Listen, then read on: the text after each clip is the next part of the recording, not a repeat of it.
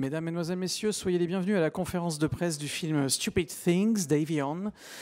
Avant d'accueillir l'équipe du film, merci de bien vouloir couper vos téléphones portables ou les mettre sur silencieux. Et maintenant, je vais vous demander de bien vouloir accueillir le réalisateur et la productrice Aman Abbasi et Leïza Muscat.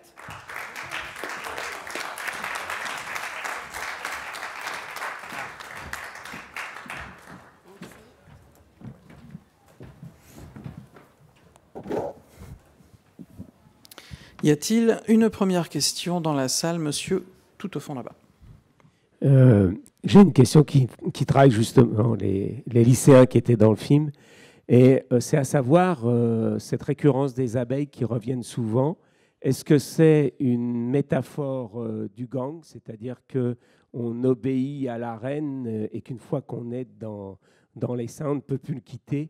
Et de là, la mort à un moment donné d'une abeille, c'est-à-dire qu'à partir du moment où on a tiré, eh bien, on change complètement. This gentleman actually has a question about the image of the bees in the movie. Is it some kind of metaphor for actually the theme of the movie? The fact that you know, it's like the bees are actually like the gang itself, and you have to obey to the queen in a way. But once you are in, you just can't leave. And what about the death of one of them? I mean, maybe you can reflect on that. Yeah, of course. In fact, that's a question that comes up usually. That's the first or second question in every question and answer. And how I answer it is, of course, it's in the film, so there's an obvious meaning in relation to the narrative, but to sort of articulate it in a like an analytical way is I sort of stay away from that. I think the image itself has plenty to do with the story, but to go on and describe the metaphor, I simply don't enjoy to do. And in fact, I love the many interpretations that I see at the film festival. And yours is it has many layers, and I really appreciate that. That's what makes it exciting for me. Oui, le réalisateur nous dit qu'en fait, à chaque fois qu'il y a des séances de questions-réponses autour du film, cette question, finalement, c'est toujours la première ou au maximum la deuxième question qu'on pose en général. Donc, il a effectivement l'habitude d'y répondre. Et en fait, il y répond en n'y répondant pas vraiment.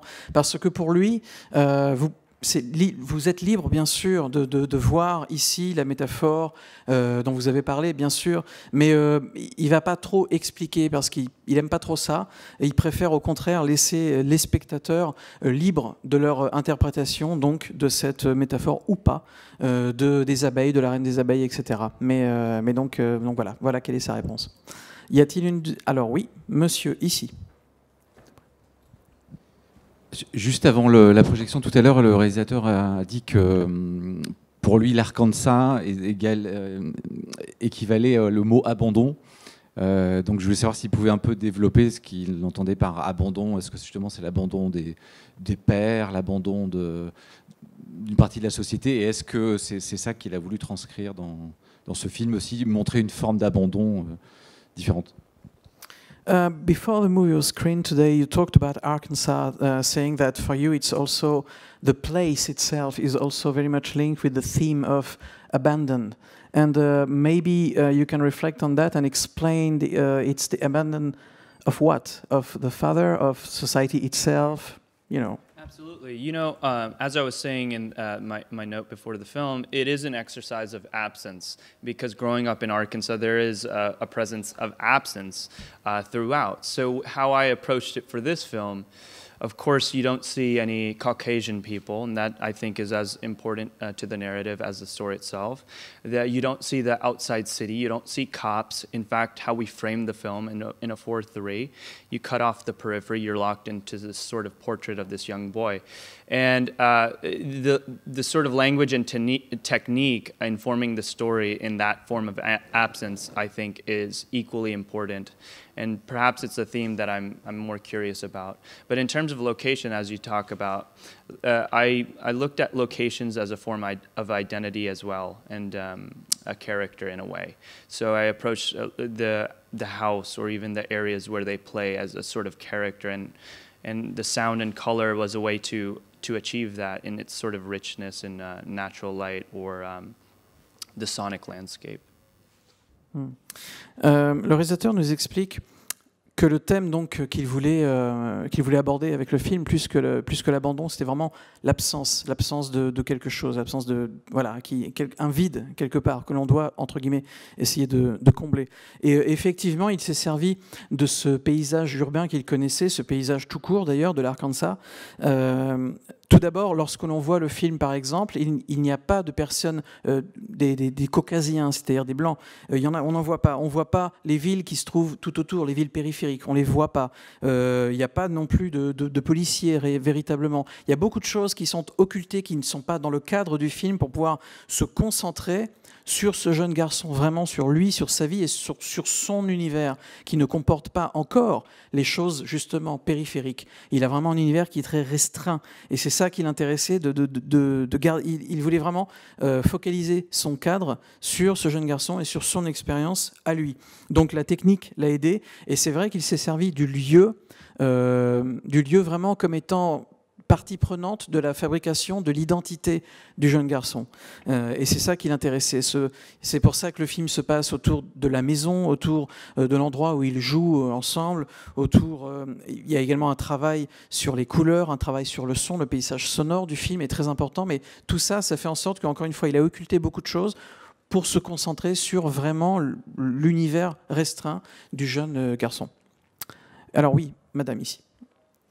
Attendez juste avec le micro. Voilà. Oui, bonjour. Merci pour ce film. J'ai trouvé que le jeune garçon jouait de façon remarquable. Bon, est-ce que c'est le hasard? Mais je ne suis là que depuis hier. Et en fait, sur les 4 films que j'ai vus, les 3 semblent un peu sur le même thème. Il y en a un qui se passe... donc j'ai vu Sweet Virginia, Gook et Blueprint.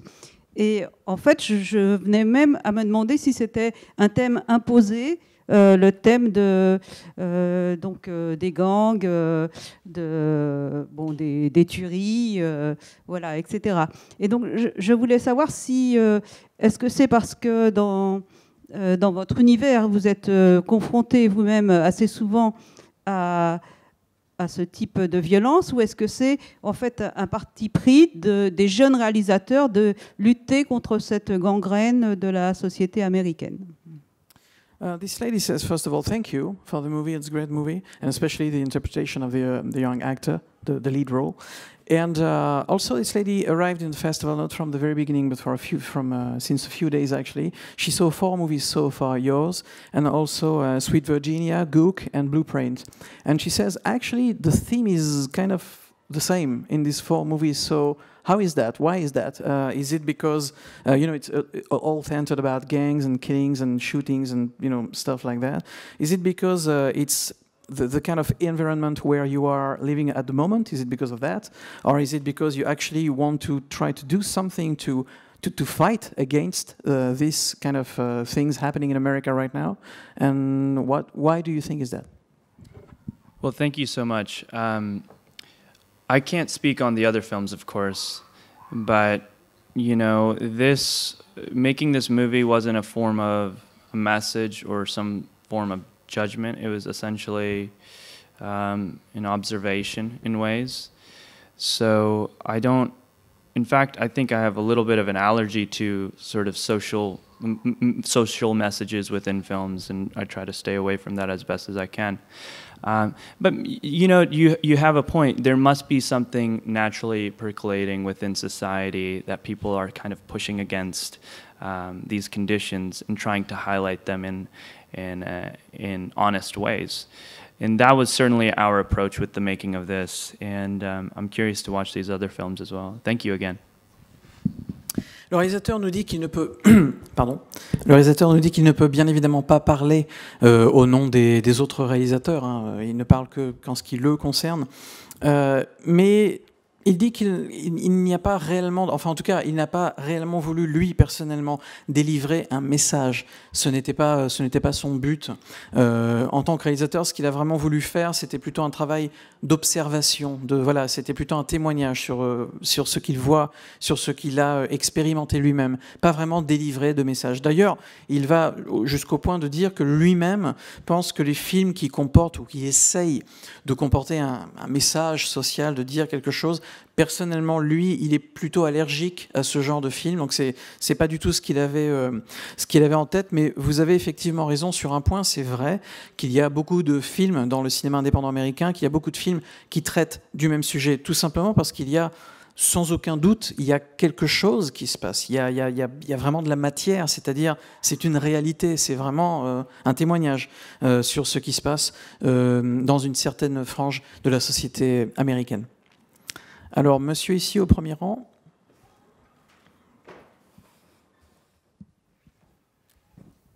Bonjour, j'avais une question, même deux petites questions pour la productrice. Je voulais savoir si c'était un film qui avait été dur à produire et à financer. Et je voulais savoir quel genre de productrice elle avait été sur le tournage, c'est-à-dire très présente ou laissant le réalisateur travailler, n'intervenant qu'à de rares occasions. Voilà, merci. Well, actually, two questions to the producer, who doesn't really need my translation, but I will still, car Lisa parle français. First question was about you're the producer of the movie. Was it hard to find the money to finance this movie, this kind of movie? Was it a tricky task for you to do? And second question is about what kind of a producer were you on that specific movie? Were you very much actually here and active and participating to the making of the movie, or were you just, a little bit in background and leaving him alone to do that? Je vais commencer avec la deuxième partie, c'est que c'est Aman. Sorry. Yes. C'est Aman qui a travaillé avec moi et David Gordon Green. C'est un autre cinéaste qu'on a présenté ici. Et c'est Aman qui a développé l'histoire. Et le plus grand chose que je crois que David et moi a fait au début, c'est de dire qu'il avait notre soutien et qu'il fallait commencer le film, c'est-à-dire de lui donner une date, qu'il doit se donner une date pour commencer le tournage. Et il a fait ça. Et puis, c'est vraiment lui qui, pour ce premier tout petit budget, qu'il a vraiment mené la production. Et c'est David et moi qui ont essayé de terminer le film, de donner des guidances, de soutenir pour la post-production et les financements. Pour la deuxième partie, c'est toujours difficile, mais comme Aman avait une voix tellement spéciale et spécifique, on pouvait trouver les liens pour avoir le bon investir pour le film. Et on tourne aussi toujours nos amis les joueurs avec Manuel, parce que c'est un homme qui dirige une compagnie qui suit les films comme ça d'auteur dès le début. Alors, on est toujours content de travailler avec lui et avec les autres investir. All right, so I'm going to translate that in English. Please tell me if I do any mistake, of course. The question was about the producer here, Lisa Muscat, and what kind of a producer she was on that project, and how did she come on this project? Was it hard for her to find the money to actually make this movie? And she says that, actually Aman was really here at the very beginning himself. He wrote the story, he made it happen. And the two main producers on the movie, Lisa, and also the director and producer that you probably know already, David Gordon Green, who was here in Deauville a few years ago. They were here also from the get-go to give the support that Aman needed to have his movie made. And they also told Aman to, first of all, most importantly, find a day date to start the shooting and just make it happen. And then, of course, they were here. It was a small budget movie, and they were here for guidance, for advice, for post-production, to find the money, to just wrap it up, and make the movie happen. And but Aman Abbasi is someone very special. He has a very specific voice. You know, he's really one of a kind. So thanks to that, it was not too hard to find the money because it was very, very specific and very original. And thanks also to the collaboration with Manuel Chiche, right here in the room. Manuel Chiche, who has a company which really goes all, accompanies projects from the beginning until the end, to distribute the movie, to make it happen, and to make sure that people see it. So all together, it worked pretty well and easily to make this film a reality, which is the movie that you watched today. Was it okay? Yeah, pretty much. Okay. Thank you very much. All right, next question, une question dans la salle. Merci de lever la main. Oui, monsieur, et ensuite ici. Un autre point qui semble important, c'est l'absence des pères. Il n'y a aucune figure paternelle et du coup l'identité ne peut se faire qu'à travers celle des frères. Et la seule ville qu'il mentionne, c'est Las Vegas, la ville des Lumières. Est-ce que c'est un effet du hasard ou est-ce que c'est voulu entre ce désert et les lumières à atteindre? There is a theme which is very important, according to this gentleman in the movie. It's the theme of the absence. You talked about the absence of the fathers. There's no father figure in the movie, which means that the character, in order to build his own identity, needs to find some kind of father figure, friends, etc. So maybe you can talk about that as well. And also, he wishes to know what is your take on the city of Las Vegas, which is actually the only city which the characters are talking about in the movie. And the fact that they are in the desert and they see these faraway lights, is it also some kind of metaphor? Yes, there is the absence of a mother and a father in Davion's life. And that's narratively, it propels him to seek the guidance of a character like Mook in The Bloods, or Brian, who is the boyfriend of his older sister. And again, it's these moments in life where it's not a large bit of exposition or dialogue that pushes someone to do it, but it's more so the things that they don't have or they're really looking for. You can sort of tell in facial expressions and body language as to what he's really craving and why he's doing the things that he's doing. So that was my approach with that. In terms of Las Vegas, this was more of just him sort of rambling on to like a form of escapism. He's playing that video game with his motorbike that's similar to his bicycle, and he's rambling off Vegas, San Diego, Los Angeles, all the cities a young kid would dream of in a small town like Wrightsville, but just simply doesn't have access to. But no, there's no metaphor with the Las Vegas per se. C'est vrai que les figures paternelles, maternelles sont absentes du film. Le personnage principal, Davion, il n'a pas de père, il n'a pas de mère, et c'est évidemment, un vide important qu'il va essayer de combler au travers des personnes qui du coup sont très très utiles, très primordiales dans sa vie, notamment Mook et Brian, le petit ami de sa sœur, etc. Donc il pense qu'effectivement dans la vie, finalement vous avez besoin de ce que vous n'avez pas, c'est ce qui manque en fait, qui vous fait avancer, qui vous donne envie d'aller de l'avant. Et en l'occurrence, donc dans sa vie, effectivement, ce qui lui manque, c'est un père et une mère. Et il a décidé de faire voir cela dans le film, non pas au travers de scènes dialoguées, de longues discussions, etc., mais au contraire, avec beaucoup de non-dits, beaucoup de langage, beaucoup de langage corporel, par exemple, le langage du corps, les gestes, autant de choses, autant de détails qui étaient du coup très importants pour l'élaboration du film dans le cadre de cette absence, donc des figures paternelles et maternelles. Et puis, vous parliez de Las Vegas, c'est pas exactement une métaphore, c'est plutôt l'image de ce que beaucoup de jeunes, en tout cas dans cette région et peut-être dans beaucoup d'autres endroits aux États-Unis, ont envie d'atteindre, c'est-à-dire les grandes villes un peu mythiques, les grandes villes qui font rêver. Le personnage, donc Davion, c'est quelqu'un qui joue aux jeux vidéo et puis qui voit un jeu vidéo avec une moto, etc. Donc quelque part, il y a cette idée de partir, cette idée de s'échapper dans une grande ville. Et évidemment, les villes qui font rêver ce genre de personnes aux États-Unis, c'est Las Vegas, mais c'est aussi San Diego, c'est aussi Los Angeles, autant de villes, voilà, où ils ont vraiment envie de s'échapper et essayer de recommencer quelque chose. C'est la raison pour laquelle, effectivement, la ville de Las Vegas est citée dans le film. Une autre question, ici, première. je vais le faire en français. Bonjour. Je voulais savoir comment était née cette histoire d'engrenage et dans le processus d'écriture, à l'image de Blueprint, vu que vous parlez d'une communauté à laquelle vous ne faites pas partie, est-ce que vous vous êtes appuyé sur des gens de cette communauté pour être au plus près de la vérité de la vie de cette communauté?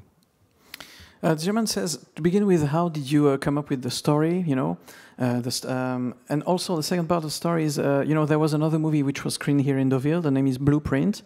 And there was a question about Blueprint, the fact that the director, actually, he's not part of the community that he's describing in the movie.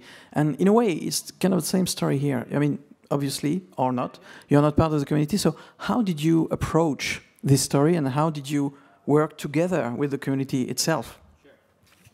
That's a great question. And, you know, I don't want to suggest I know the Black experience in rural Arkansas in any way, but what I will say is being in Arkansas and being of Pakistani descent, it's given me a little bit of a outsider's perspective, and it's given me a little bit of empathy with characters and fringe cultures.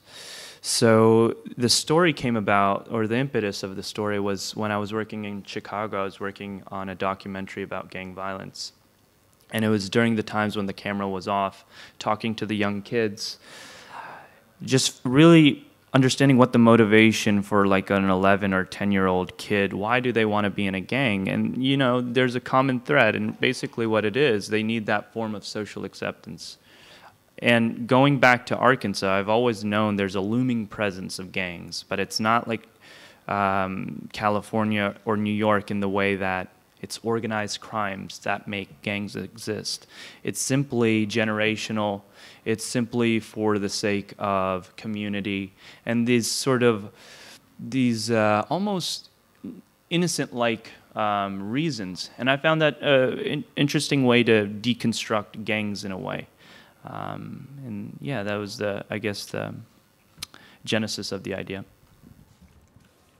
Alors pour commencer, le réalisateur nous explique qu'il ne veut pas évidemment dire je connais super bien l'Arkansas, je connais.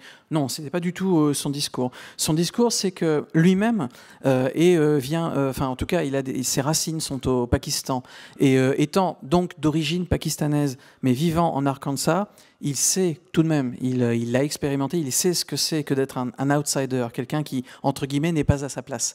Il comprend le cheminement qui peut forger ce genre d'identité. Donc c'était pas non plus quelque chose de complètement étrange pour lui, il connaissait ce genre de thème, même si, encore une fois, effectivement, il ne fait pas directement partie de la communauté noire, etc. Non, mais en tout cas, voilà, il peut comprendre ce genre d'état d'esprit. Il a une empathie avec ce genre de personnes.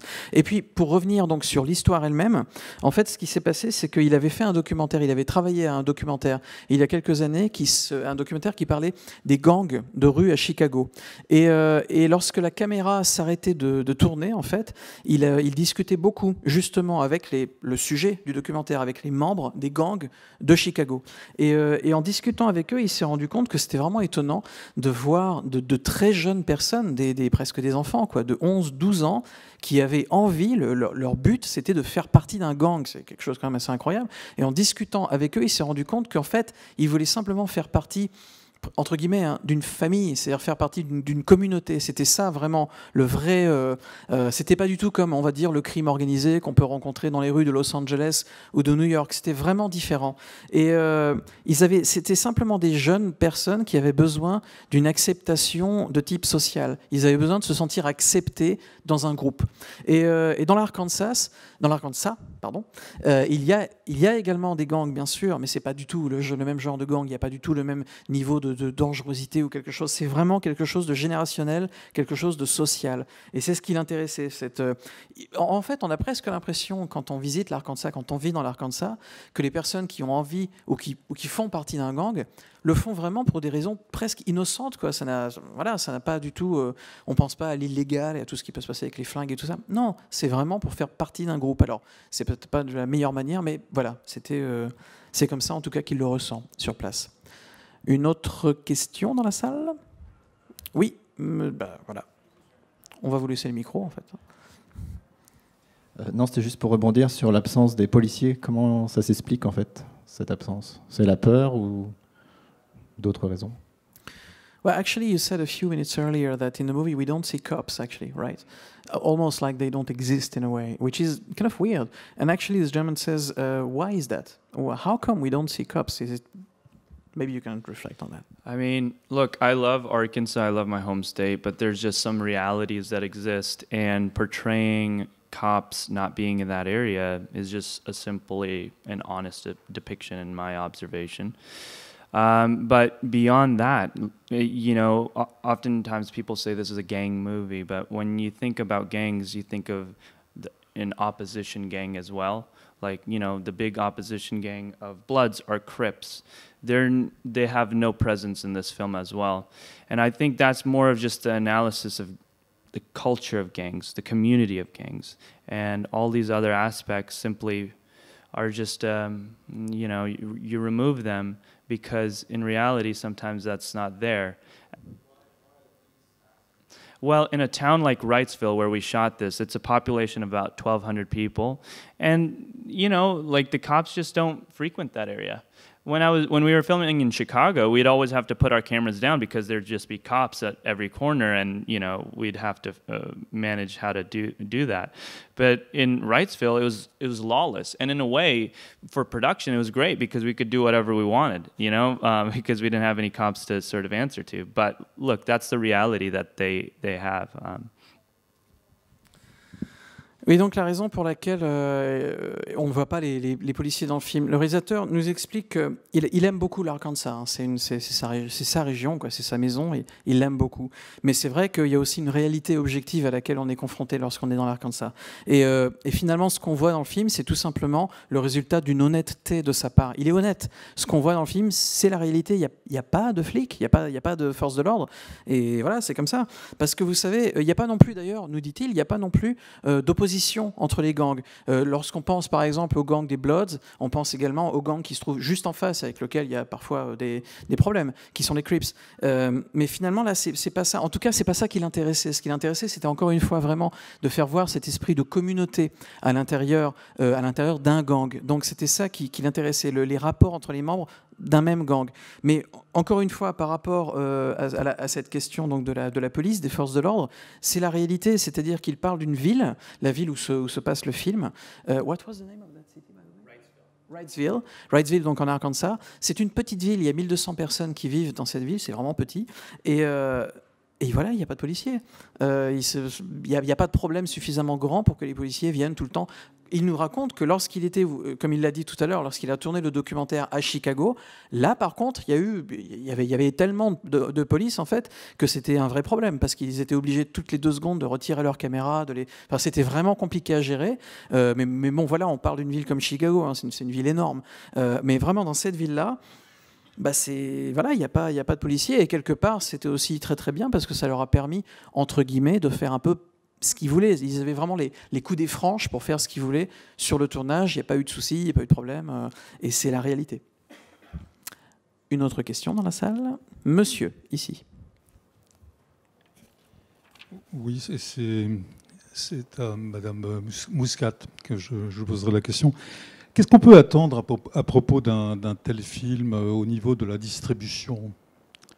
Dans combien de villes, dans combien de salles un tel film peut être projeté?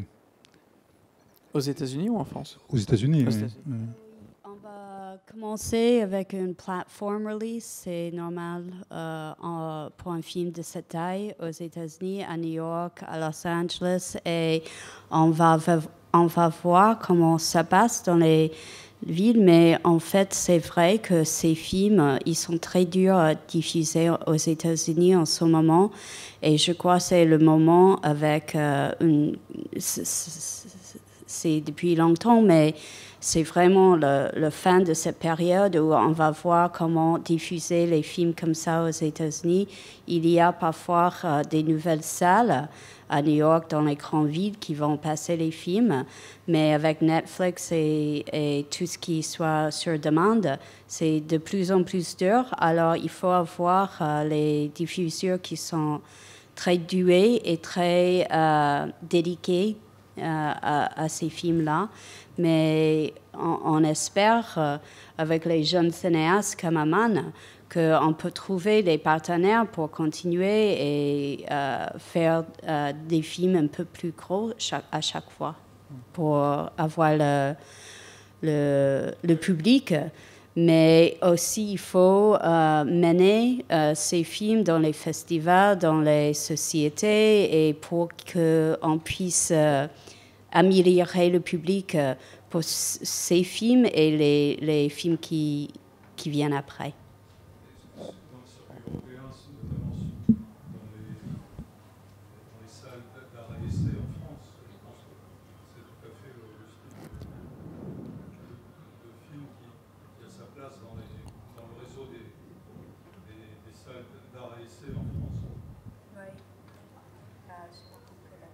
I think the question is about the fact that is there a network in the US for like art cinemas, art theaters, like we have in France, that would be interesting in this kind of movie?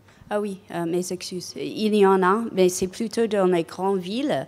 Et dans les petites villes, on a aussi les sociétés de cinéma. Et avec notre diffuseur, comme ils savent que c'est un film, c'est un premier film d'un jeune talent, ils essaient vraiment de mettre le film même dans les petites villes pour qu'on puisse augmenter le public pour les films comme ça et le prochain film. Mais c'est dur. So I will once again translate that. It was the question was about the distribution of the movie. How do you think this movie will do in theaters in America? And the fact is, correct me if I'm wrong, you are playing a platform release system, especially in Los Angeles and New York. And but it's going to be hard to release this movie in the US because it's actually a small movie, a small budget with a different subject. So it's not easy to do that. And actually, it raises the question: how do you show this kind of movie to the audience now in the US? It's not very easy. I mean, in big cities such as LA and New York, there are some kind of art theaters. There are some kind of networks that allows you to show this kind of movie. But today, actually, with the rise of services such as Netflix, especially, it's becoming harder and harder to find theaters that would be willing to show this kind of movie. So it's not easy. But thanks to dedicated distributors such as Manuel over here, we can find partners. We can try to find partners, says Lisa. We can try to put the movies in festivals such as Deauville American Film Festival, and we can try to make it better and find a better and larger audience for this kind of movie. Of course, it is not an easy task. It's actually tricky and hard. And in big cities, of course, yeah, there are art theaters that, especially in New York. I don't know if the Angelica Film Center still exists. Yeah, it does. Yeah, right.